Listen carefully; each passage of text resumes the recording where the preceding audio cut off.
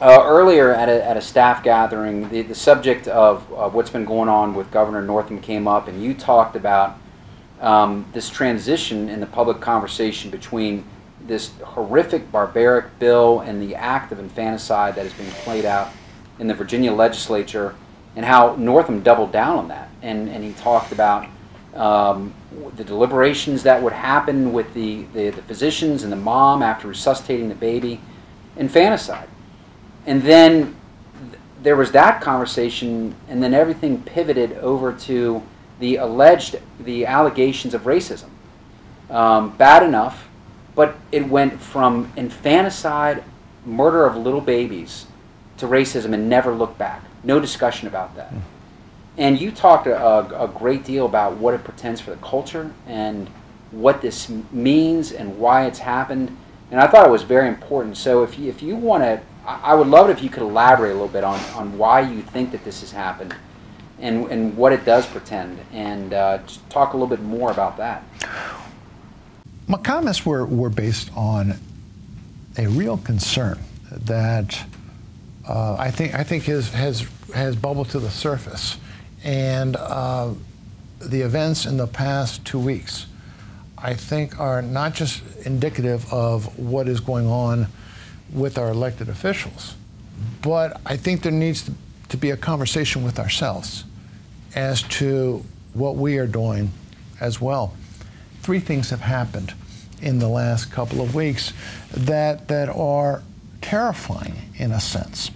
The first one was the bill that passed in New York, wherein the state legislature got up and whooped and hollered and celebrated and danced that they had just passed the most left-wing, the most hideous third trimester late-term abortion bill in history, where the child could be killed at the moment of birth.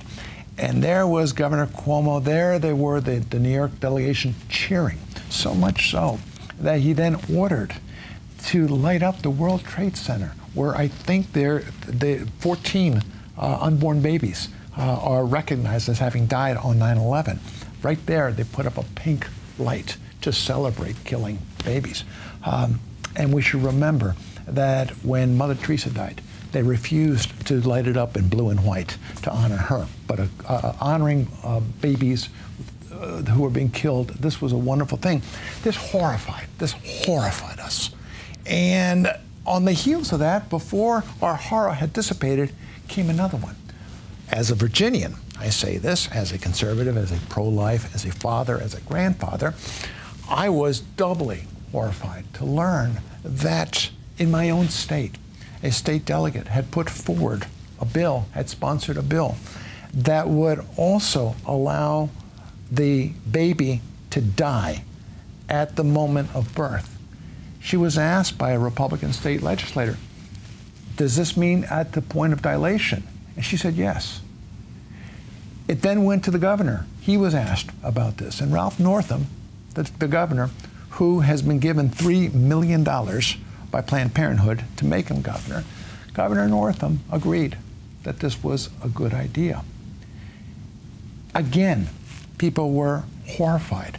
What in the world has happened that 2 sitting United States governors are endorsing and celebrating killing a baby at the moment of birth? So that happens. Then on Friday comes the report that in 1984, when he was in a medical school, he had in his yearbook, there was a picture of a man and 2 men, one dressed in blackface, the other one dressed as the KKK. And the suggestion that one of them was Ralph Northam. On Friday, because of the uproar, he first denied it. I'm sorry, he first apologized for it and said he should never have done it. The uproar didn't abate at all, so on Saturday he did a long, clumsy, embarrassing, pathetic press conference in which he denied that he'd ever done this and tried to walk it back. And then came this business about Michael Jackson moon dances and his wife telling him not to, and every newscast has been focused on this. every national Democratic leader, Nancy Pelosi, Hillary Clinton, both United States senators, Democrats in Virginia, the former governor, Joe Biden, everybody has denounced him, called on him to resign. This goes beyond the pale. Even Republicans have done the same thing. Now, as awful as racism is, and if in fact he was doing something of a racist nature, which he very well may have been doing, he deserves the highest possible condemnation. But I've watched this in disbelief, asking myself the question, what happened to the fact that this man endorsed infanticide? What happened to that horror? It's been forgotten. In 72 hours, we've forgotten. What is it that this woman said about dilation? She said it was okay to do it. Now, ask any father, any grandfather, any brother, any friend of a woman who is about to give birth, what the reaction is when you hear she's dilating. She's 5.2, she's 8.1, she's dilating. That comes, and on the heels of that comes this great excitement, this great emotion. Here comes a birth. It'll be soon, it'll be tonight, it'll be tomorrow morning. A birth is coming. Any parent will tell you this. Any grandparent will tell you this. It's one of the most extraordinary sentences you'll ever hear. She's dilating. And this sponsor of this abortion bill said that at that moment, it is okay to kill that baby. Imagine the baby coming from the womb. Kill him. And then the governor of Virginia endorses it. And he said that there'll have to be a conversation. Three times in his answer, he referred to the baby as the infant, that the infant would be made comfortable, and then there would be a discussion between the parents and the doctor about the infant. Look up the definition of the word infant.